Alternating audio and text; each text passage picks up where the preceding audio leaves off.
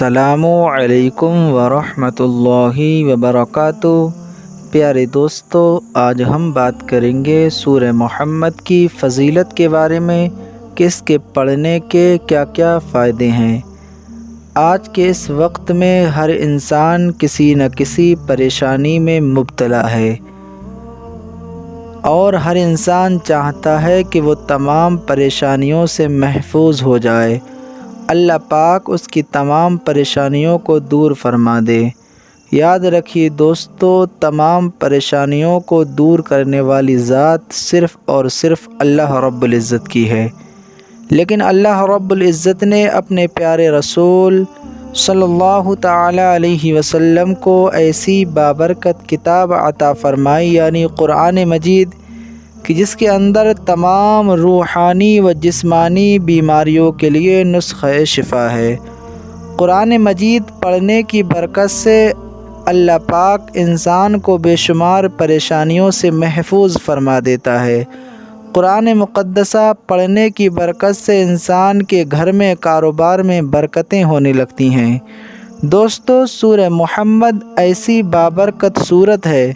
کہ اگر کوئی شخص اس بابرکت سورت کو پڑھنے کی عادت بنا لیتا ہے تو اللہ پاک اسے بے شمار ثواب عطا فرماتا ہے۔ اگر کوئی شخص کسی مصیبت میں گھر جائے، یا اپنے کسی دشمن سے خوف کھاتا ہو، یا اپنے کسی دشمن سے کسی چیز کے ذریعے نقصان پہنچنے کا خطرہ ہو، تو ایسی صورت میں اس شخص کو چاہیے کہ روزانہ سورہ محمد کو پڑھ لیا کرے۔ انشاءاللہ عز و جل اللہ پاک اس بابرکت سورت کی برکت سے اس کی تمام پریشانیوں کو دور فرما دے گا۔ پیارے دوستو، آپ اس بابرکت سورت کو اپنی دکان میں روزانہ برکت کے لیے سن لیا کریں، یا اپنے گھر میں روزانہ برکت کے لیے سن لیا کریں۔ انشاءاللہ عز و جل قرآن مقدسہ سننے کی برکت سے آپ کے کاروبار میں برکتیں ہونے لگیں گی، آپ کی تمام پریشانیاں دور ہو جائیں گی۔ آئیے دوستو، اسی بابرکت سورت کو سن لیتے ہیں۔ اعوذ باللہ من الشیطان الرجیم، بسم اللہ الرحمن الرحیم۔ الذين كفروا وصدوا عن سبيل الله أضل أعمالهم والذين آمنوا وعملوا الصالحات وآمنوا بما نزل على محمد وهو الحق من ربهم كفر عنهم سيئاتهم وأصلح بالهم ذلك بأن الذين كفروا اتبعوا الباطل وأن الذين آمنوا اتبعوا الحق من ربهم كذلك يضرب الله للناس أمثالهم فإذا لقيتم الذين كفروا فضرب الرقاب حتى إذا أثخنتموهم فشدوا الوثاق فإما منا بعد وإما فداء حتى تضع الحرب أوزارها ذلك ولو يشاء الله لانتصر منهم ولكن ليبلو بعضكم ببعض والذين قتلوا في سبيل الله فلن يضل أعمالهم سيهديهم ويصلح بالهم ويدخلهم الجنة عرفها لهم يا أيها الذين آمنوا إن تنصروا الله ينصركم ويثبت أقدامكم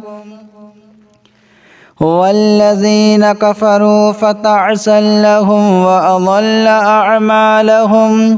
ذلك بأنهم كرهوا ما أنزل الله فأحبط أعمالهم أفلم يسيروا في الأرض فينظروا كيف كان عاقبة الذين من قبلهم دمر الله عليهم وللكافرين أمثالها ذلك بأن الله مولى الذين آمنوا وأن الكافرين لا مولى لهم إن الله يدخل الذين آمنوا وعملوا الصالحات جنات تجري من تحتها الأنهار والذين كفروا يتمتعون ويأكلون كما تأكل الأنعام والنار مثبى لهم وكأي من قرية هي أشد قوة من قريتك التي أخرجتك أهلكناهم فلا ناصر لهم أفمن كان على بينة من ربه كمن زين له سوء عمله واتبعوا أهواءهم مثل الجنة التي وعد المتقون فيها أنهار من ماء غير ياس وأنهار من لبن لم يتغير طعمه وأنهار من خمر لذة للشاربين وأنهار من عسل مصفى ولهم فيها من كل الثمرات ومغفرة من ربهم كمن هو خالد في النار وسقوا ماء حميما فقطع أمعاءهم ومنهم من يستمع إليك حتى إذا خرجوا من عندك قالوا للذين أوتوا العلم ماذا قال آنفا أولئك الذين طبع الله على قلوبهم واتبعوا أهواءهم والذين اهتدوا زادهم هدى وآتاهم تقواهم فهل ينظرون إلا الساعة أن تأتيهم بغتة فقد جاء أشراطها فأنى لهم إذا جاءتهم ذكراهم فاعلم أنه لا إله إلا الله واستغفر لذنبك وللمؤمنين والمؤمنات والله يعلم متقلبكم ومثواكم ويقول الذين آمنوا لولا نزل السورة فإذا أنزلت سورة محكمة وذكر فيها القتال رأيت الذين في قلوبهم مرض ينظرون إليك نظر المغشي عليه من الموت فأولى لهم طاعة وقول معروف فإذا عزم الأمر فلو صدقوا الله لكان خيرا لهم فهل عسيتم إن توليتم أن تفسدوا في الأرض وتقطعوا أرحامكم أولئك الذين لعنهم الله فأصمهم وأعمى أبصارهم أفلا يتدبرون القرآن أم على قلوب أقفالها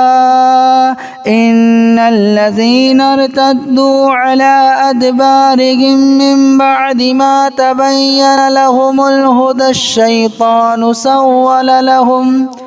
وأملى لهم ذلك بأنهم قالوا للذين كرهوا ما نزل الله سنطيعكم في بعض الأمر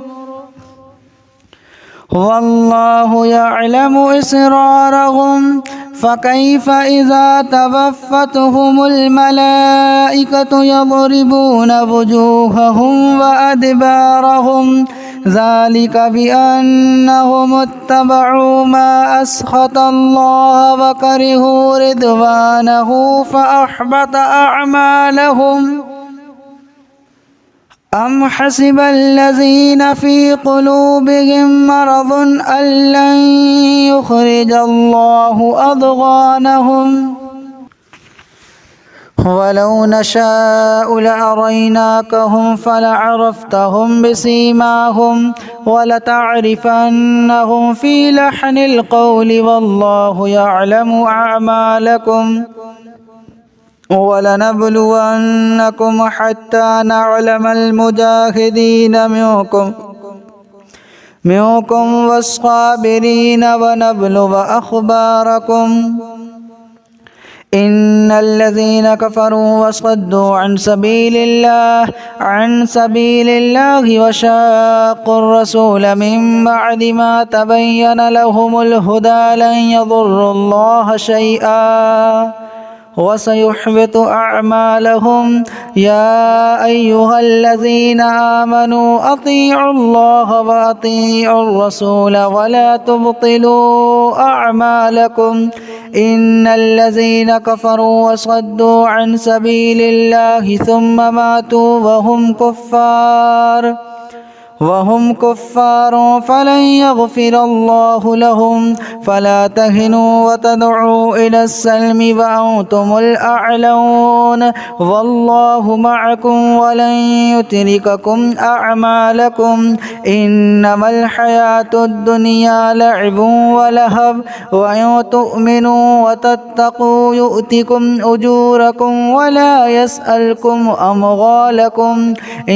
يسألكموها فيحفكم تبخلوا ويخرج أضغانكم ها أنتم هؤلاء تدعون لتنفقوا في سبيل الله